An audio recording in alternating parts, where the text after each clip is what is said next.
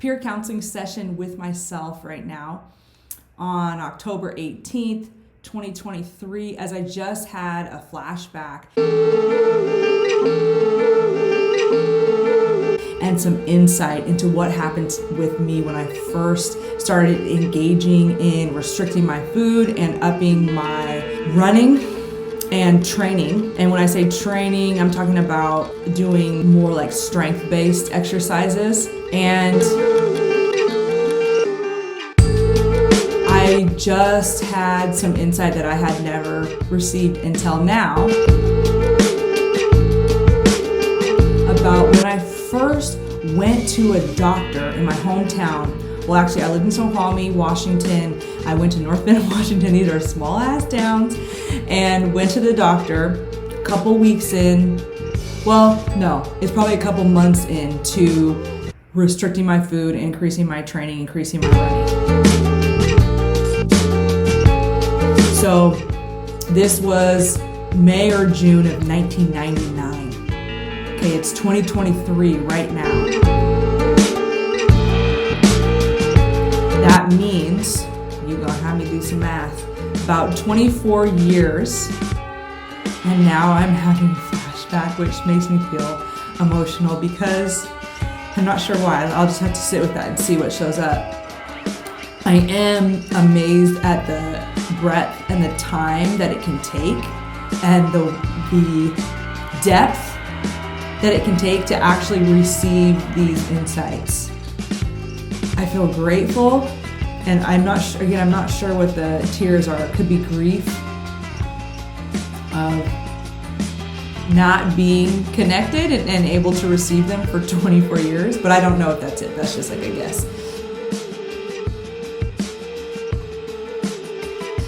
So it was 1999. I probably started restricting my food in March 1999 and upping my training. And then I don't remember if people commented or not. I think there might have been some concerns and comments, and it might have been just from myself having concerns. I don't remember, but somehow I went to the doctor. I think they might have done just a physical. I don't even know if there were blood tests. However, their conclusion was, you look great. Everything's good, you're healthy. And I remember going into it with some anger and also this sense of unknown and not sure what was happening. Anger at feeling that somebody must have been concerned, but I don't remember that, so I'm not sure who was at the thought of having a defense of myself saying, I'm fine, see, I'm fine. So there was that, and then going to the doctor, and then they concluded that. So I was like, yeah, I'm fine. There was that. And then also the insight that I'm getting right now is because it wasn't just about to prove that I was fine, but there was also something in me that was confused, and that was the unknown part, where I was not feeling cool about something. I don't think I had words for it. This is the insight that I'm getting right now today, because there was the part of me that had anger that wanted to prove that I was fine, and then there was also a part of me that felt like something wasn't okay, but I didn't think it was the behaviors of restricting my food and upping my training that weren't okay. There was something else that wasn't okay with me. And this is what I'm realizing what it was. Right now I'm realizing that part was me not being able to express the pain and the confusion that I had at that moment in my life and probably years before. I didn't know what feelings were. I didn't know that I had them. I didn't know how to express them, to articulate them.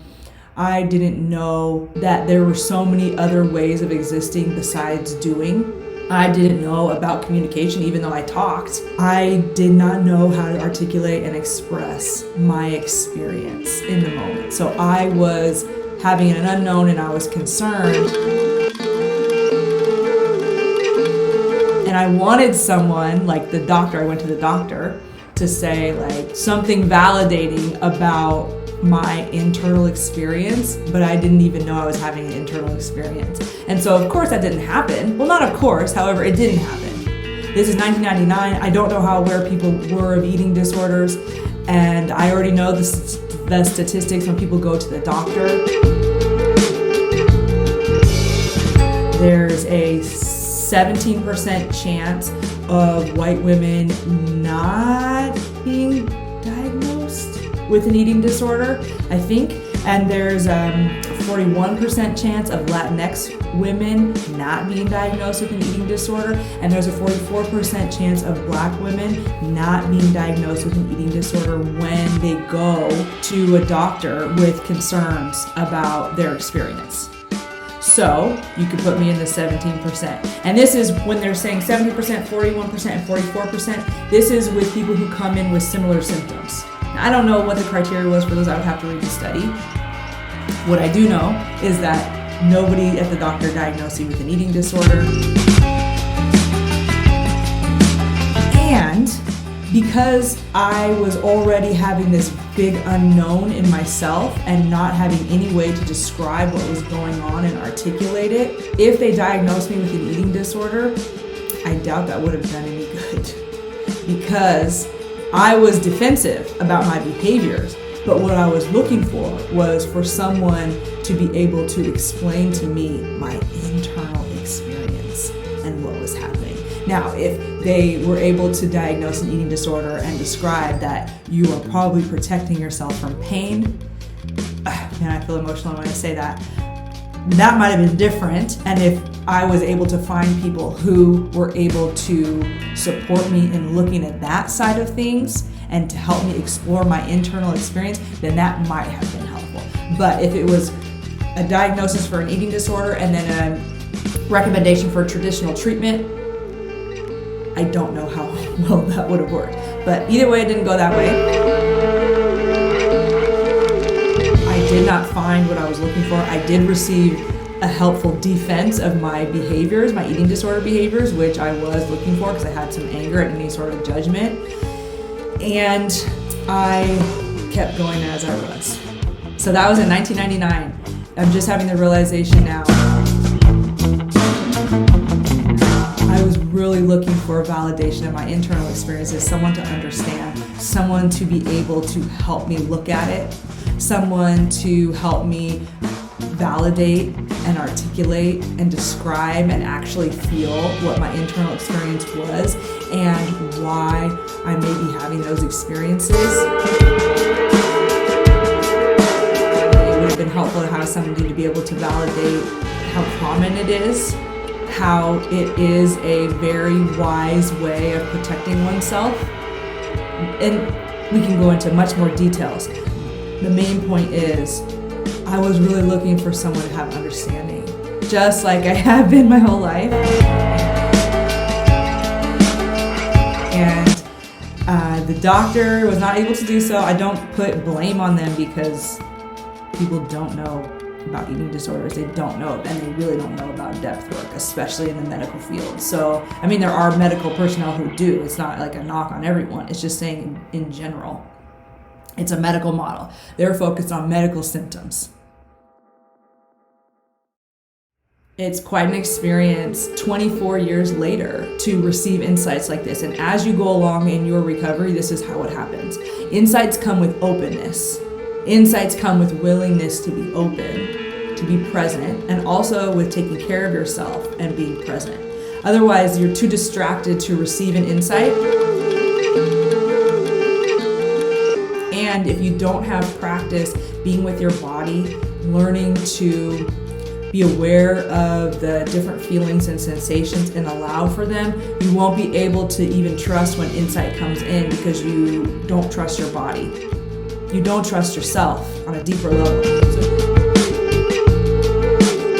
So this work in eating disorder liberation work sets the stage to actually be able to receive these insights. And you can see, I've done a lot of work, yet here I am 24 years later, still receiving insights about my own experience. That makes me feel, I don't know if it makes me or if I choose to feel very compassionate for myself And when I was sitting here at my desk and I received that, I just like put my hand on my heart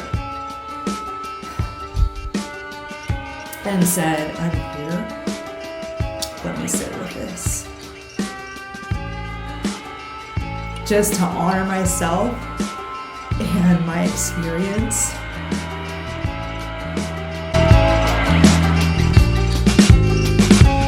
And I offer this as a model, as something that you can also do as well. When you receive any insights, just to really honor that this is from you. To really take up space and to be with it. To honor that you deserve just as much attention as anybody else, and you deserve all the attention in this moment. You are going to supply that for yourself. So that is what I'm like, you're talking to me in real time as I'm experiencing this.